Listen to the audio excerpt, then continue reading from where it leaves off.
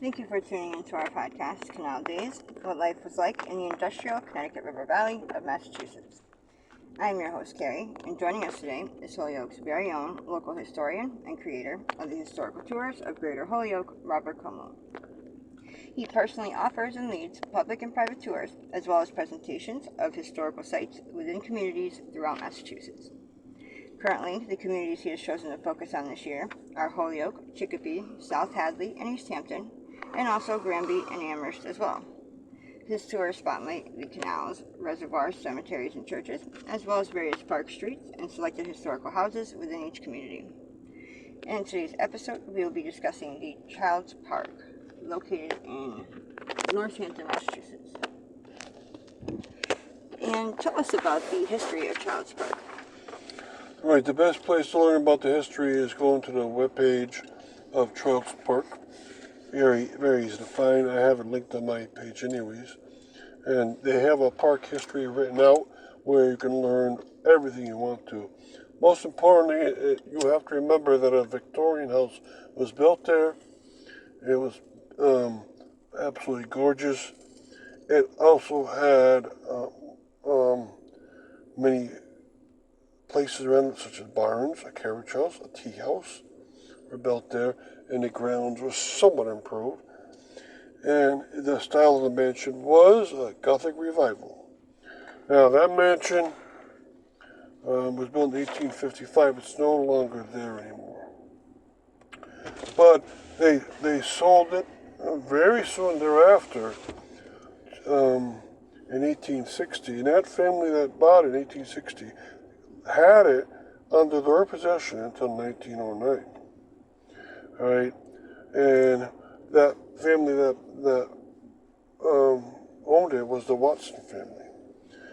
Okay, and the property had a name. It was called the Wildwood, and a lot of big mansions with incredible amounts of land around it would have their own names. It's an English tradition, and so it was called the Wildwood. All right, so this family, the Watsons, had it, and then he died, and his children remained there. All right, and then in 1909, went into local developers, and it fell into disrepair.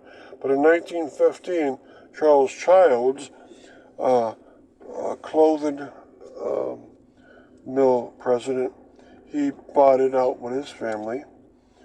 And so from 1915, the most important family had it now. And Charles Child lived there with his wife. And they found out that when the wife died, and he had died earlier, when the wife died in 1950, that her will said that the park would now be a private park where citizens of Northampton could go onto the grounds for free. And that was wonderful. So now Northampton had a park, even though it was private, they could use during the daytime. And what type of park is this? Okay, the type of park it is, it's a private park, but during any daylight hours you can go onto it. It closes to vehicles around 5 o'clock, but you can still walk through it any daylight hour. And the layout of the grounds is absolutely gorgeous. They have nice trails all over the place that wind around. We're going to talk about some of the features. We're also going to talk about what's just outside the park. And a lot of the features are quite enjoyable, so I'll describe those next, but there's a nice little flower garden that what people like. And plus I mentioned a tea house. There's an outdoor area where you can sit on small benches and so forth.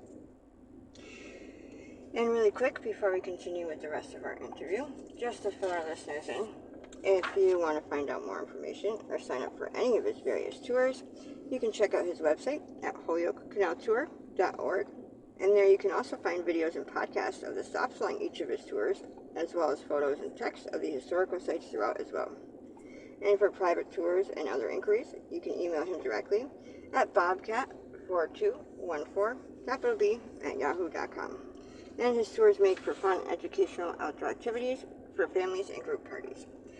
So getting back to our interview, what are the nicest features of the park? Well, it depends upon what kind of person you are. If you like to hike around, there's hiking trails going through woods. They're not very thick, but you could actually go in there and not have people see you. So it's a private kind of nature trail you'll be on. So it's quite nice. And also there's the nice flower garden. They start to build up at the end of May and work it until the end of September. It's beautiful, lots of kinds of flowers. All over there's many different species of trees. There's a gorgeous tea house which is for social functions. So if you want to get married there, you can.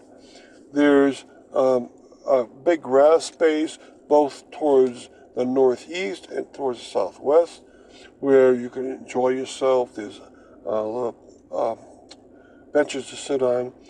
All right, and is the outline of what the road system was when the Watson family and the Child family owned it.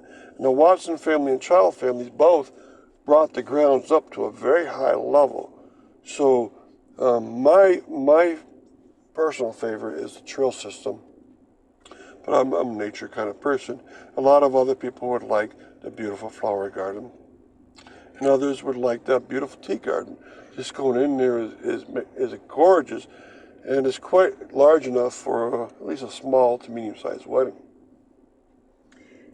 And what do you find around the perimeter of the park? Okay, that's also nice because when you walk the perimeter, it's basically a triangular shape. One side has institutions like you can see a hospital in the distance, you can see a school, but the other two are residential. One of them tends to have older Victorian homes like from the 1880s, 1890s, and then the other road has buildings from the first decade, 1900, 1920s, and so forth. So you get to see different architectural styles around there. And when a park is close to vehicles, it's good to park out in those two streets and just walk in. As long as it's daylight, you can walk into any one of these parks. All right, so this is a very favorite park of mine. I used to go there when I was a teenager up until I was about 25 years old. Then I moved away, but I enjoy this park because it was far enough away from all the traffic you don't hear the cars going by. And it also is hard, not that many people go in it. Most times there might be 5 people in there, maximum 10. All right, and you can walk through all these gorgeous things like the flower garden and enjoy them up close, or go near the tea house, so forth. So I hope you go there on your own and enjoy the place and get a sense of what it's like.